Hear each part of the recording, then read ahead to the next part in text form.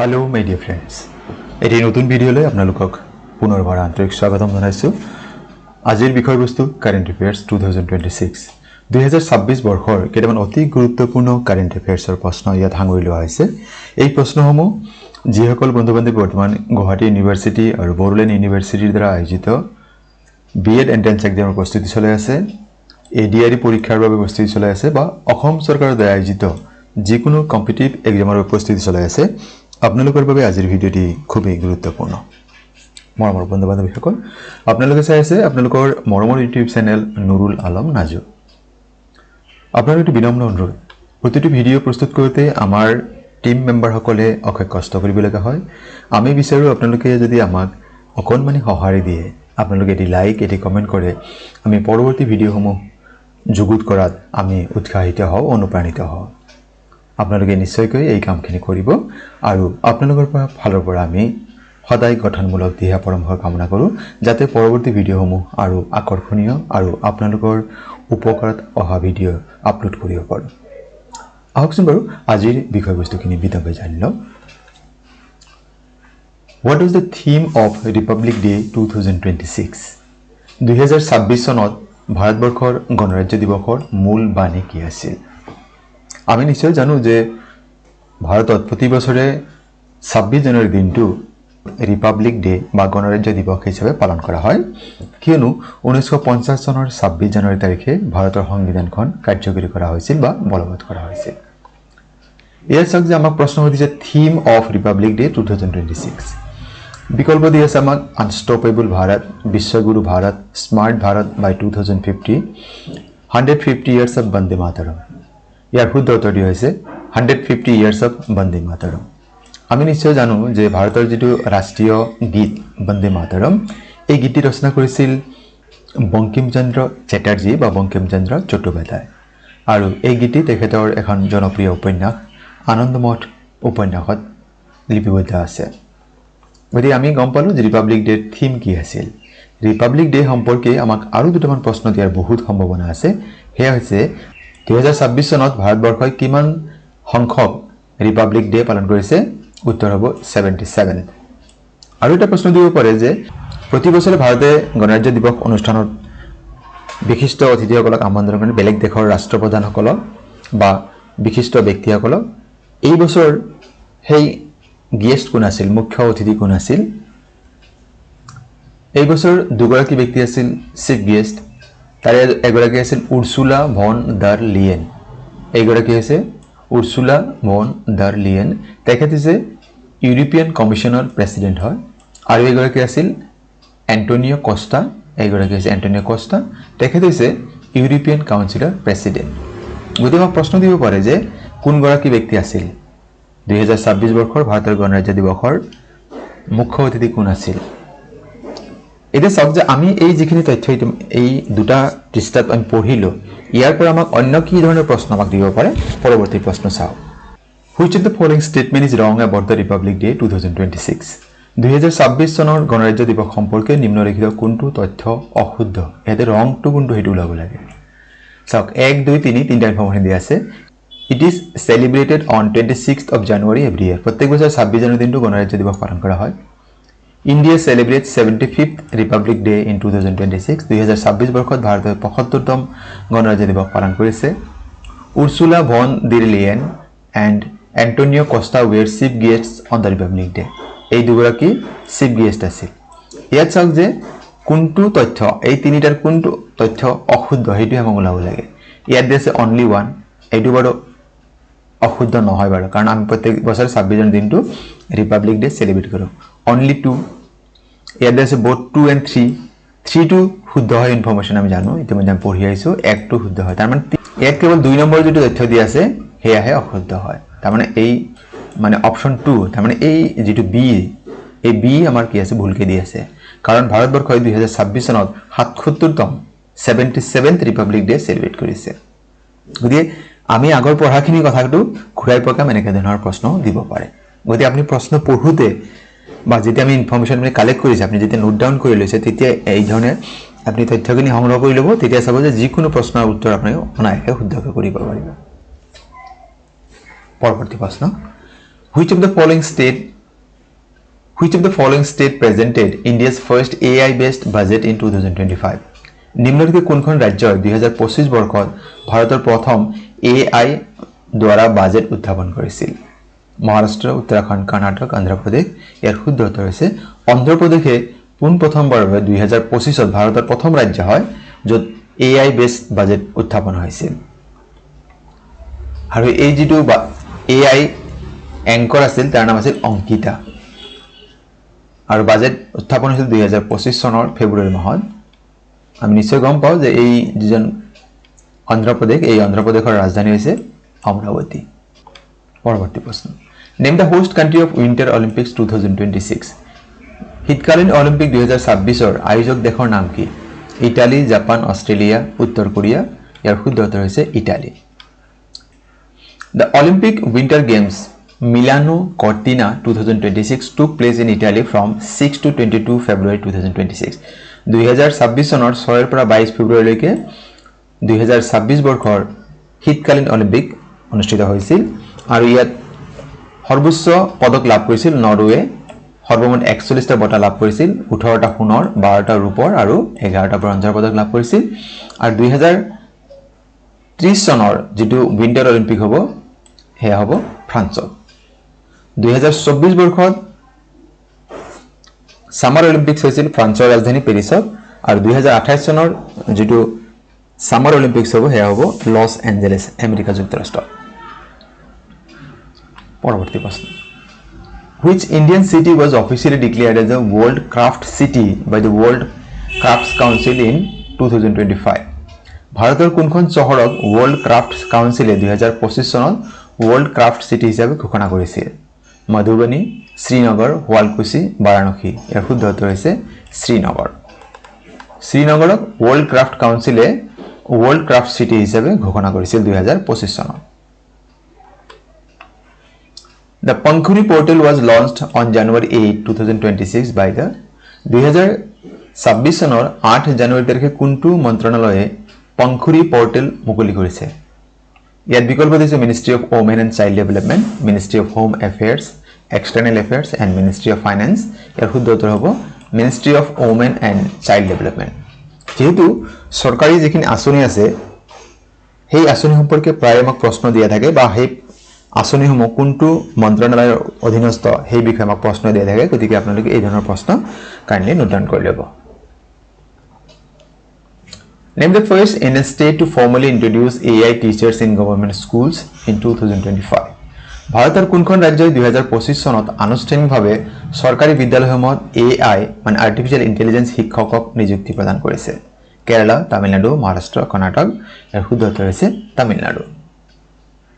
আৰু এটা কথা আমি জানি ৰাখিলে ভাল যে কেৰালাই ইয়াৰ পূৰ্বে মানে তামিলনাডুৰ পূৰ্বে কেৰালাই ফাৰ্ষ্ট AI হিউমেনইড টিচাৰ এজন এংগেজ কৰিছিল, তাৰ নাম আছিল আইৰিছ। ক'ত কৰিছিল? KTCT higher secondary school, Thiruvananthapuram. এই 2024ত কৰিছিল। কিন্তু তামিলনাডুৱে প্ৰথমবাৰৰ বাবে আনুষ্ঠানিকভাৱে AI টিচাৰ গভৰ্ণমেণ্ট স্কুলসমূহত ইন্ট্ৰডিউচ কৰিছে। পৰৱৰ্তী প্ৰশ্ন, ইণ্টাৰনেশ্যনেলি acclaimed Nolini Borua passed away on 6th of January. He was a renowned 2026 চনৰ 6 জানুৱাৰীত মৃত্যুবৰণ কৰা আন্তঃৰাষ্ট্ৰীয় খ্যাতিসম্পন্ন অসমীয়া ব্যক্তি নলিনী বৰুৱা কিহৰ লগত জড়িত আছিল? Musician, cricketer, actor, photographer. ইয়াৰ শুদ্ধ উত্তৰ হৈছে তেওঁ এগৰাকী আন্তঃৰাষ্ট্ৰীয় খ্যাতিসম্পন্ন ফটোগ্ৰাফাৰ আছিল। আৰু তেখেতক কি নামেৰে জনা যায়? এটা তেওঁৰ নিকনেম আছে শাটাৰ গুৰু অফ আছাম। আৰু তেখেত বিষ্ণুপ্ৰসাদ ৰাভা বঁটাও লাভ কৰিছে। Name the Assamese who secured a distinguished position in the Australian Public Service in January 2026. অষ্ট্ৰেলিয়াৰ প্ৰশাসনিক সেৱাত সন্মানজনক পদবী লাভ কৰা অসমীয়া ব্যক্তিগৰাকীৰ নাম কি? অমল শৰ্মা, প্ৰজ্ঞান চক্ৰৱৰ্তী, জ্ঞানেন্দ্ৰ চন্দ্ৰ ডেকা, প্ৰাঞ্জল ডেকা। ইয়াৰ শুদ্ধ উত্তৰ হৈছে Pragyan Chakraborty. Question number 9. Name the famous violinist from Assam passed away on January 18, 2026. 2026 চনৰ 18 জানুৱাৰীত মৃত্যুবৰণ কৰা অসমৰ বিশিষ্ট বেহেলা বাদকগৰাকীৰ নাম কি? মিনতী খাউণ্ড, মল্লিকা বৰা, প্ৰিয়তমা দেৱী, মালবিকা সিং। ইয়াৰ শুদ্ধ উত্তৰ হৈছে মিনতী খাউণ্ড।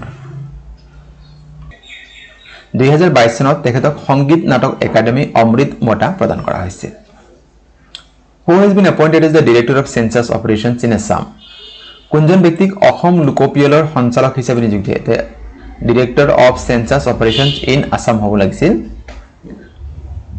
এত বিকল্প হিচাপে আমাক দিছে মনেশ্বৰ ব্ৰহ্ম বিবেক শৰ্মা অৰিন্দম হুনৱাল বিশ্বজিৎ পেগু শুদ্ধ উত্তৰ হৈছে বিশ্বজিৎ পেগু এগৰাকী ব্যক্তিক অসম লোকপিয়লৰ সঞ্চালক হিচাপে নিযুক্তি দিয়া হৈছে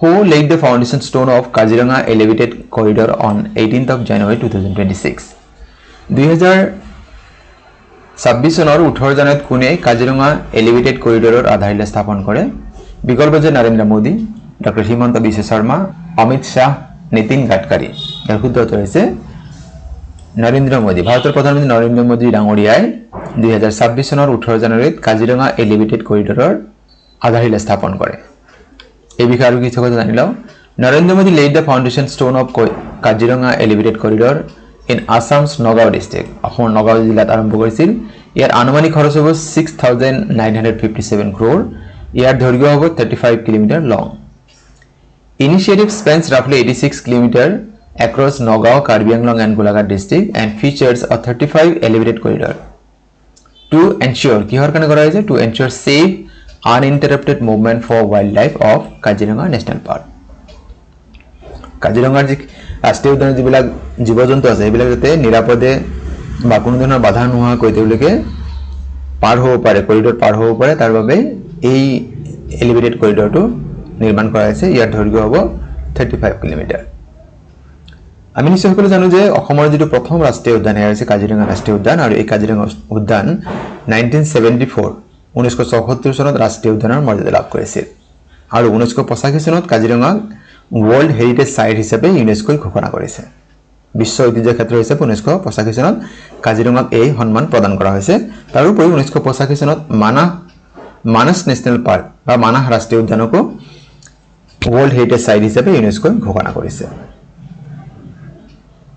Name the famous singer who has been awarded Padma Bhushan in 2026 2026 বৰ্ষত কোন গৰাকী গায়িকা বা কণ্ঠশিল্পীক পদ্মভূষণ সন্মান প্ৰদান কৰা হৈছে সুনিধি চৌহান অনুৰাধা পৰৱাল আলকা ইয়াগনিক শ্ৰেয়া ঘোষাল ইয়াৰ শুদ্ধ উত্তৰ হৈছে আলকা ইয়াগনিক পৰৱৰ্তী প্ৰশ্ন Name the host district of Brahmaputra Literature Festival 2026 Brahmaputra সাহিত্য মহোৎসৱ 2026 ৰ অসমৰ কোনখন জিলাত অনুষ্ঠিত হৈছে শিৱসাগৰ ডিব্ৰুগড় কামৰূপ মহানগৰ ধেমাজি শুদ্ধ উত্তৰ হৈছে শিৱসাগৰ জিলাত অনুষ্ঠিত হৈছিল আৰু এই অনুষ্ঠানটি 2026 চনৰ 5 পৰা 8 ফেব্ৰুৱাৰীত অনুষ্ঠিত হৈছিল আৰু ইয়াৰ যিটো থিম মূল বাণী আছিল a confluence of rhythm word and speed celebrating the voice of humanity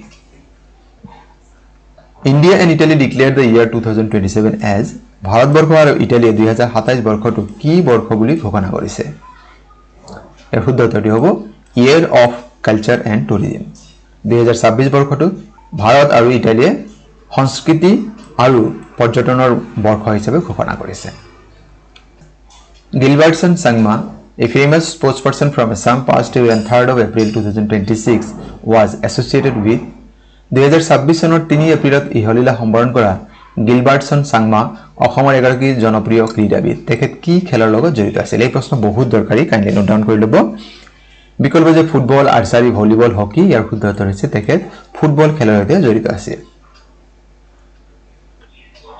আৰু তেখেত জন্ম লাভ কৰিছিল 1955 চনৰ 12 এপ্ৰিল তাৰিখে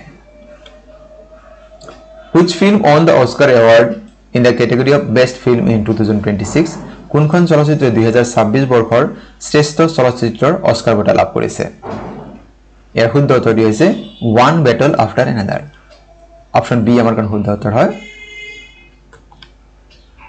Who has been awarded Shahid Kukhol Kuwar Award 2026 কোনজন ব্যক্তিক 2026 বৰ্ষৰ শহীদ কুশল কোঁৱৰ বঁটা প্ৰদান কৰা হৈছে বিকল্প হৈছে ডক্টৰ হিৰেন গোহাঁই জাহ্নু বৰুৱা প্ৰাঞ্জল শইকীয়া যতীন বৰা ইয়াৰ শুদ্ধ উত্তৰ হৈছে বিশিষ্ট লেখক আৰু চিন্তাবিদ ডক্টৰ হিৰেন গোহাঁইক 2026 বৰ্ষৰ শহীদ কুশল কোঁৱৰ বঁটা প্ৰদান কৰা হৈছে Name the youngest music band of India which is from Assam ভাৰতৰ কনিষ্ঠতম মিউজিক ব্যান্ডটোৰ নাম কি এই মিউজিক ব্যান্ডটো অসমৰ হয় আসলে বিকল্প দি আছে দ্য ইয়েলো ডায়েৰী, পৰিক্ৰমা, ইউফোৰিয়া, হিলফনিক। ইয়াৰ শুদ্ধ উত্তৰ হৈছে হিলফনিক। হিলফনিক নামৰ এই বেণ্ডটো বৰ্তমান অসমৰ কনিষ্ঠতম মিউজিক বেণ্ড, মানে ইয়াতৰ আটাই একেবাৰে কম বয়সৰ হয়। Who has been awarded Sangeet Natak Academy Award 2026? নিম্নলিখিত কোনগৰাকী ব্যক্তিলৈ 2026 বৰ্ষৰ সংগীত নাটক একাডেমী বঁটা আগবঢ়োৱা হৈছে? অৰ্চনা শৰ্মা, মল্লিকা কন্দলি, ইন্দিৰা পি বৰা, জ্যোৎস্না ভৰালী। ইয়াৰ শুদ্ধ উত্তৰ হৈছে মল্লিকা কন্দলি। তেখেতক 2026 বৰ্ষৰ সংগীত নাটক একাডেমী বঁটা প্ৰদান কৰা হৈছে। তেখেত এগৰাকী বিশিষ্ট সত্ৰীয়া নৃত্যশিল্পী। Question number 20 আৰু আজিৰ ভিডিঅ'ৰ অন্তিম প্ৰশ্ন। Name the first Assamese woman and first from the northeast India to cross English Channel. English Channel relay হাতুৰ সফলতাৰে সম্পন্ন কৰা প্ৰথম অসমীয়া তথা উত্তৰ পূব ভাৰতৰ প্ৰথম মহিলাগৰাকীৰ নাম কি? অংকিতা কোঁৱৰ, পৰিস্মিতা শৰ্মা, জোনমণি ৰাভা, মনালিসা বড়ো। ইয়াৰ শুদ্ধ উত্তৰ হৈছে অংকিতা। তেখেতে ইংলিছ চেনেল হাতুৰি পাৰ হোৱা প্ৰথমগৰাকী অসমীয়া মহিলা আৰু উত্তৰ পূব ভাৰতৰ প্ৰথমগৰাকী মহিলা হয়। এই হাতুৰ তেখেতে 13 ঘণ্টা 5 মিনিট সময়ত সম্পন্ন কৰিছিল। মৰমৰ বন্ধু-বান্ধৱীসকল, আপোনালোকে আজিৰ ভিডিঅ'টি কেনে পালে কমেণ্টত জনাব আৰু আপোনালোকে পৰৱৰ্তী ভিডিঅ'টো কি হোৱাটো বিচাৰিছে আপোনালোকে আমাক জনাব বুলি আশা কৰিলোঁ। আপোনালোকে বহুতেই পৰামৰ্শ আগবঢ়াইছিল কাৰেণ্ট এফেয়াৰ্ছৰ ভিডিঅ'ৰ বাবে, গতিকে আপোনালোকৰ বাবে এই ভিডিঅ'টি আগবঢ়োৱা হ'ল। অতি সোনকালে আমাৰ তৰফৰ পৰা ইণ্ডিয়ান পলিটি সম্পৰ্কে এটি গুৰুত্বপূৰ্ণ ভিডিঅ' আগবঢ়োৱা হ'ব, বা আপোনালোকে অন্য কি বিষয়ত বিচাৰিছে আমাক জনালে আমি সুখী হ'ম। আপোনালোকে বিনম্ৰ অনুৰোধ, যদি প্ৰথমবাৰৰ বাবে আমাৰ এই চেনেলটি চাই আছে, আমাৰ চেনেলৰ বিষয়বস্তু আৰু ইয়াৰ উপস্থাপন ভাল পাইছে, চেনেলটি ছাবস্ক্ৰাইব কৰিবলৈ আশা থাকিল আৰু ভিডিঅ'সমূহ লাইক, কমেণ্ট আৰু শ্বেয়াৰ কৰিব। আৰু আজিৰ ভিডিঅ' সম্পূৰ্ণকৈ চোৱাৰ বাবে আপোনালোকক জনাইছোঁ অশেষ ধন্যবাদ।